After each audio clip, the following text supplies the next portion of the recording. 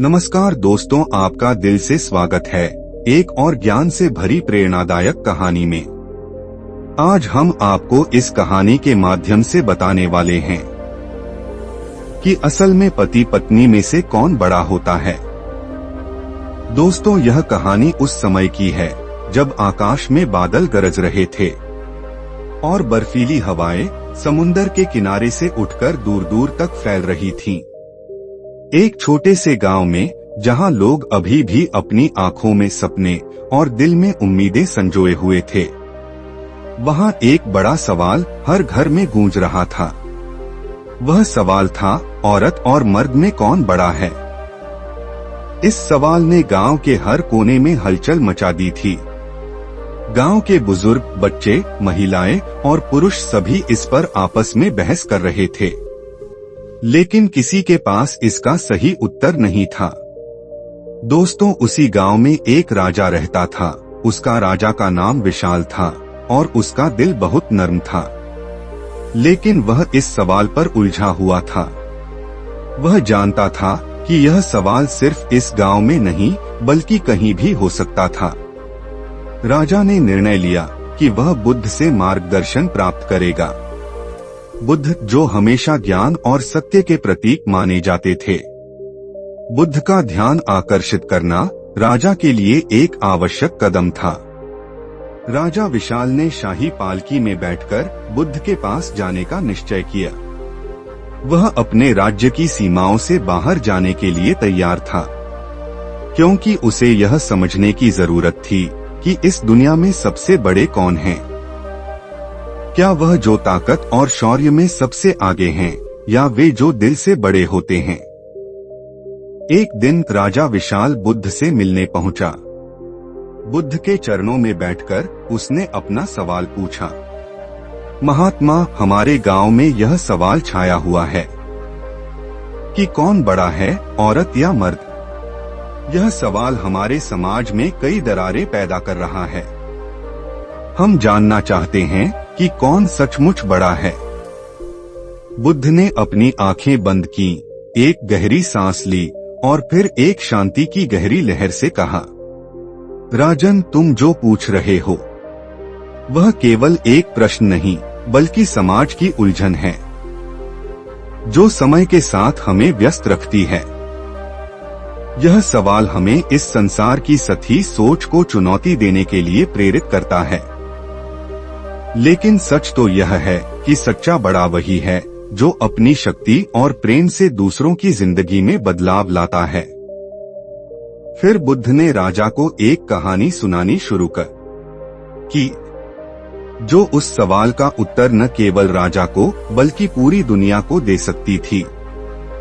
बुद्ध ने अपने जीवन में कभी भी यह नहीं कहा कि पुरुष या महिला में कोई एक दूसरे से श्रेष्ठ है। उनका जीवन और उनके उपदेश हमेशा समानता, सहानुभूति और मानवता के मूल्यों पर आधारित थे। वह मानते थे कि मनुष्य के गुण और कर्म ही उसे श्रेष्ठ या घटित करते हैं, न कि उसका लिंग। यह एक संपूर्ण कहानी है जो हमें बताती है कि बुद्ध ने इस विषय पर कैसे उस राजा को उसकी बात का जवाब दिया। कहानी को बताते हुए बुद्ध ने कहा, एक समय की बात है जब गौतम बुद्ध ने अपने शिष्य अनांद को अपनी साथ यात्रा पर ले जाने का निर्णय लिया। यह यात्रा एक ऐसे गांव की ओर थी जहां लोग विभिन्न विवादों और विचारों से जूझ रहे थे। गांव में एक बड़ा ही दिलचस्प सवाल चल रहा था, जो लोगों के बीच गर्म बहस का कारण बना हुआ था। लोग यह जानना चाहते थे कि कौन बड़ा है, पुरुष या महिला। गांव में एक राजा था जो बुद्ध के उपदेशों को सुनने के लिए प्रसिद्ध था। उस राजा का नाम विशाल था और वह बहुत ही विचारशील और समझदार व्यक्ति था। राजा ने बुद्ध से मिलने का निर्णय लिया ताकि वह इस सवाल का उत्तर पा सके। उसने गांव के लोगों को इस विषय पर ध्यान केंद्रित करने का आदेश दिया था। राजा विशाल बुद्ध से मिलने के लिए उनके पास आया। उसने बड़ी विनम्रता से पूछा, महात्मा, पूरे गांव में यह सवाल उठ रहा है कि औरत और मर्द में कौन बड़ा है।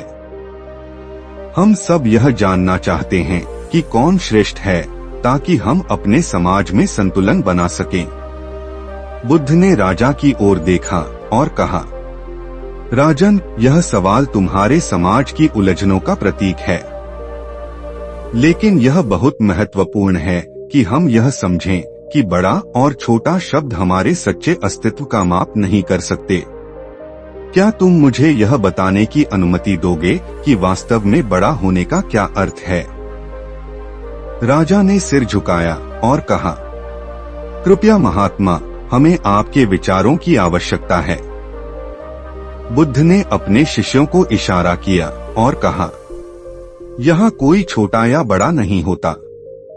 जो व्यक्ति अपने कर्मों, अपनी समझ और अपने आचरण से समाज में योगदान करता है, वही सच्चा बड़ा है। अब मैं तुम्हें एक कहानी सुनाता हूँ जो तुम्हारे सवाल का उत्तर देगी। बहुत समय पहले एक छोटे से गांव में एक औरत और एक मर्द रहते थे। उनका नाम था लता और रघु। दोनों ही सरल और मेहनती थे, लेकिन उनके जीवन में एक बड़ा अंतर था। रघु गांव का सबसे ताकतवर आदमी था और उसकी बाहुबल और शौर्य की कहानियां दूर दूर तक फैली हुई थीं। लोग उसे बहुत सम्मान देते थे और मानते थे कि वह सबसे बड़ा है। लता एक साधारण महिला थी जो सुबह से शाम तक अपने खेतों में काम करती थी। उसकी मेहनत को कोई खास महत्व नहीं देता था, लेकिन लता के भीतर एक अनोखी शक्ति थी। वह अपनी चिंता और दुखों को खुद तक ही सीमित रखती थी और कभी किसी के सामने नहीं लाती थी। वह अपने परिवार और गांव के लोगों के लिए हमेशा सहायता प्रदान करती थी। एक दिन गांव में अकाल पड़ गया और कई लोग भूख से तड़पने लगे। खेतों में पानी की कमी हो गई थी और लोग अपने दैनिक जीवन में मुश्किलों का सामना कर रहे थे। रघु, जो हमेशा गांव का शेर माना जाता था, इस कठिन समय में अपने घर में बंद हो गया। उसकी शक्ति अब किसी काम नहीं आ रही थी। लोग उसकी ओर देखते थे, लेकिन वह किसी भी संकट में मदद के लिए बाहर नहीं आया। इस बीच लता ने अपनी नजरें नहीं झुकाई।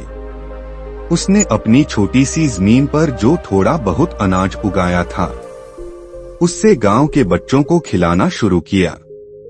वह दिन रात मेहनत करती, अपना खून पसीना एक करती और सभी की मदद करती।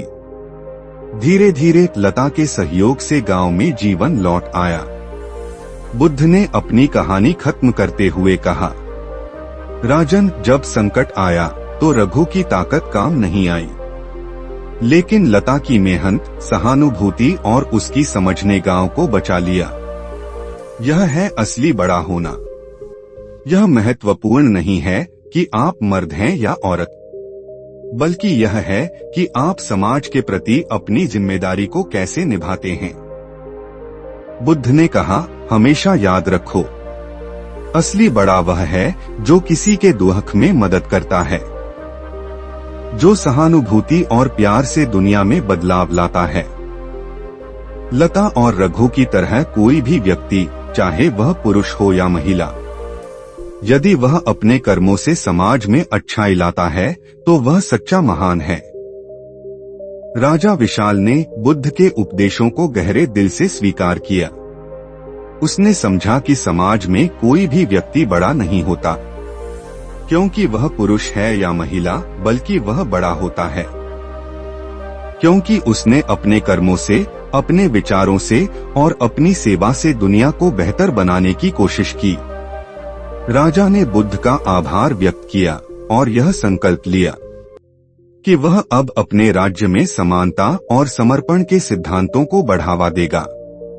उसने लोगों को यह सिखाया कि समाज में महिलाओं और पुरुषों का स्थान समान है और दोनों का योगदान एक दूसरे के बिना अधूरा है।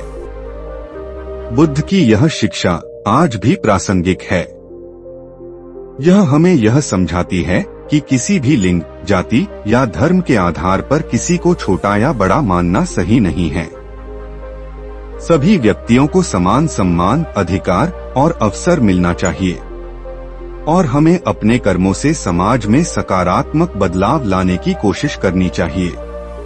सच्चा बड़ा व्यक्ति वह है जो अपने आचरण और कर्मों से मानवता की सेवा करता है। यह कहानी न केवल बुद्ध के दर्शन को समझाती है, बल्कि यह हमें यह भी सिखाती है कि सच्चा सामर्थ्य और बड़ाई लिंग या बाहरी गुणों से नहीं, बल्कि हमारी अच्छाई, सेवा और सहानुभूति से आती है। दोस्तों, इस कहानी को सुनकर आप सभी लोग समझ ही गए होंगे कि औरत और मर्द में से कौन बड़ा और कौन छोटा होता है। बुद्ध ने इस कहानी में बताया कि कोई भी व्यक्ति, वह चाहे औरत हो या मर्द, वह लिंग से छोटे व बड़े नहीं होते, बल्कि अपने कर्मों से छोटे या बड़े होते हैं। दोस्तों, बुद्ध की कहानियां हमेशा एक नई दिशा की ओर अग्रसर करती हैं। इसलिए अगर आप बुद्ध की प्रेरणादायक कहानियां सुनने से शौकीन हैं, तो हमारे चैनल बुद्ध ज्ञान को सब्सक्राइब जरूर करें। नमो बुद्धाय नमः।